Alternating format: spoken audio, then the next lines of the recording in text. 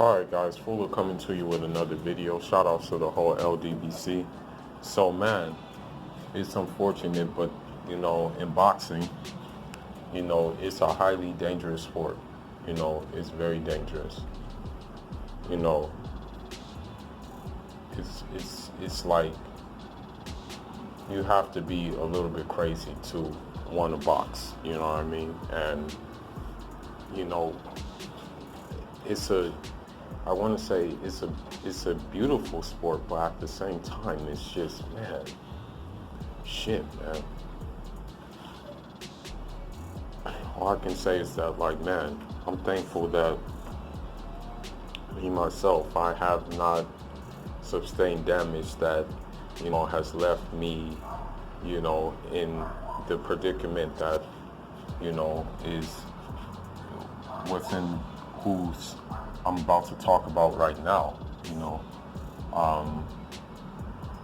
My coach has always taught me defense first. My coach has always taught me be defensively responsible.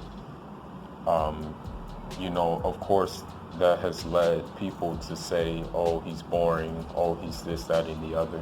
But, those people are not in the ring. Those people aren't in the ring. So,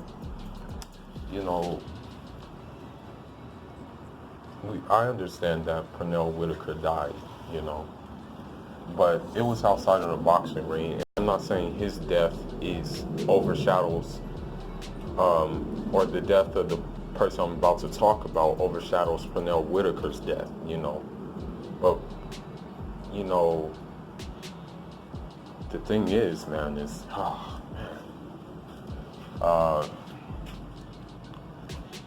man, I hate to hear about things like that, man. But, yeah. And people think that I'm, oh, he's just a race baiter, oh, he's this, that, and the other. Nah, man. It has nothing to do with that, man.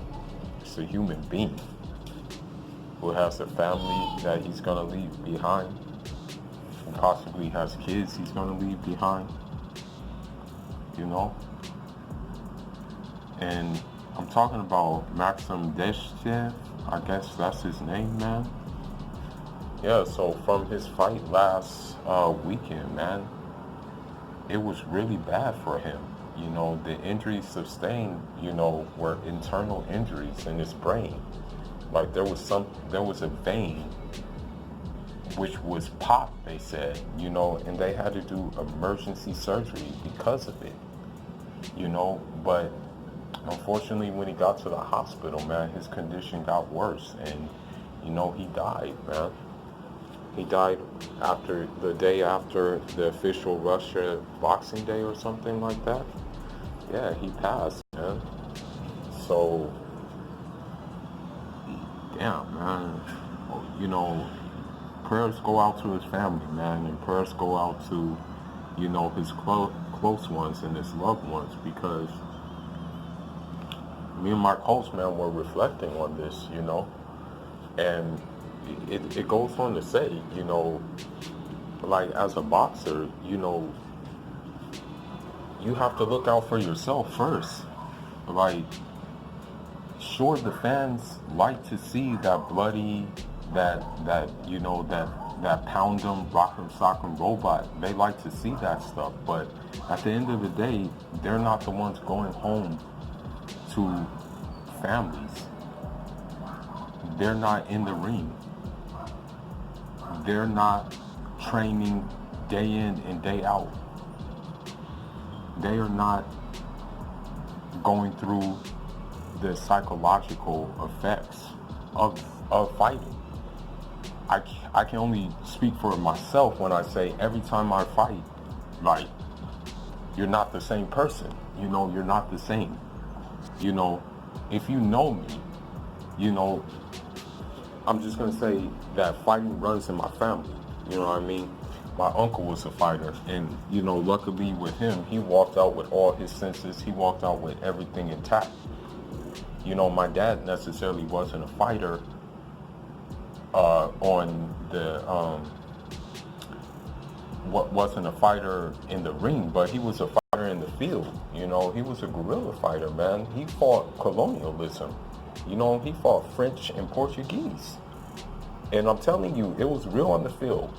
You know, it was real in the bush.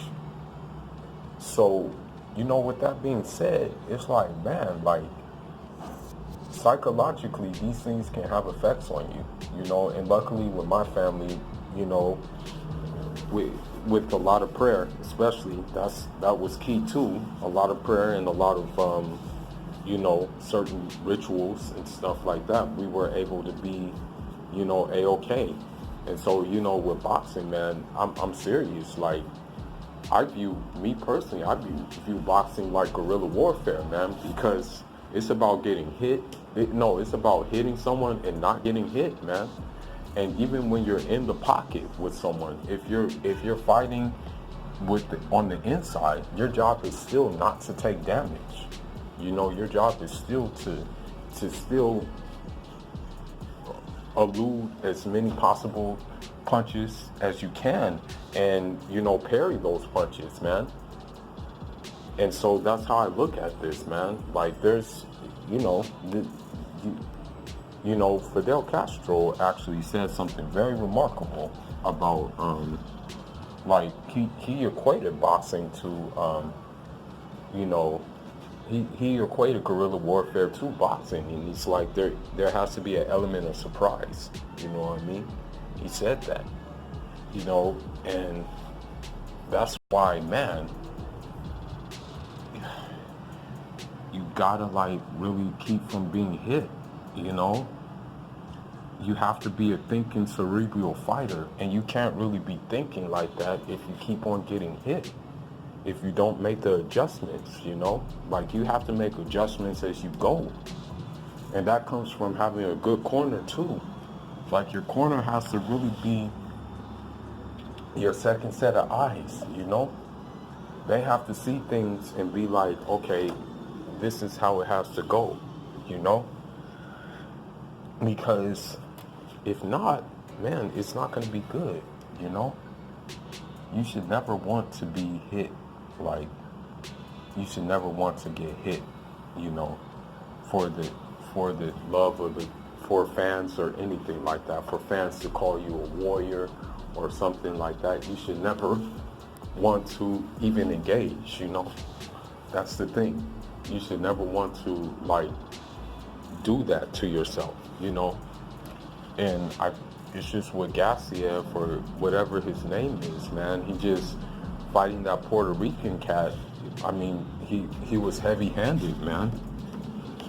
That Puerto Rican guy was really heavy-handed, and, you know, it's just, he took too much damage, and he just kept going, you know, face first into the fire, you know, and you can't do that, you know. And I do give his corner respect for stopping it, but he kept on wanting to fight.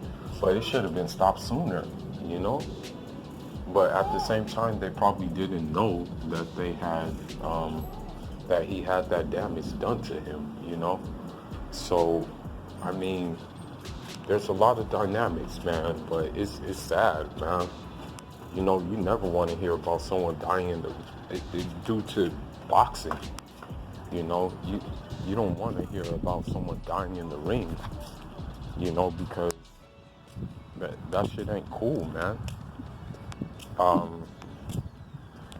Now, what I will say is that, you know, I think maybe something needs to be done as far as boxing commission is concerned, with like the safety of these fighters, you know.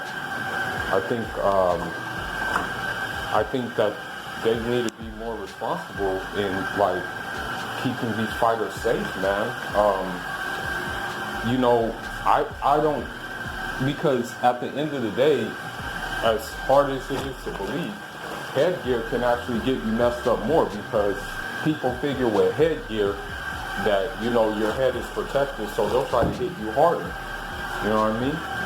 So that's not going to be the answer. headgear in boxing, the answer has to be something else. Like, the answer has to be other safety measures, you know what I mean? So, I don't know. Maybe the commission needs to reevaluate and look at this and see what else can be done. Because it's real. Like they say, you don't play boxing, you don't play it, man. Or if you play it, you have to play it in such a way that you have to make plays that are just like so clean that you avoid getting hit, man, because CTE is real. Now it's inevitable with boxing that you're going to take some hits, but at the end of the day, it's how you take it. When I look at some of my sparring sessions and stuff like that, sometimes I'm critical, dang, I got hit, right? But I realized that the way I got hit is it wasn't flush, it wasn't clean. You know what I mean? It didn't really it kind of brushed me. You know what I mean?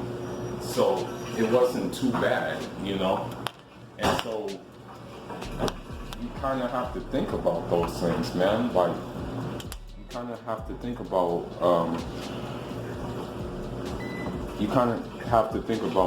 that kind of thing, man.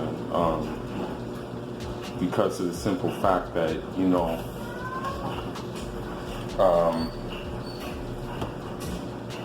you're gonna get hit, everybody knows you're gonna get hit, but it's just that you have to figure out a way to weather the storm, and keep your composure at the same time, because if you don't keep your composure, chances are you're gonna get touched even more, you know what I mean? So, all I gotta say about Dadashev, man, is, I hope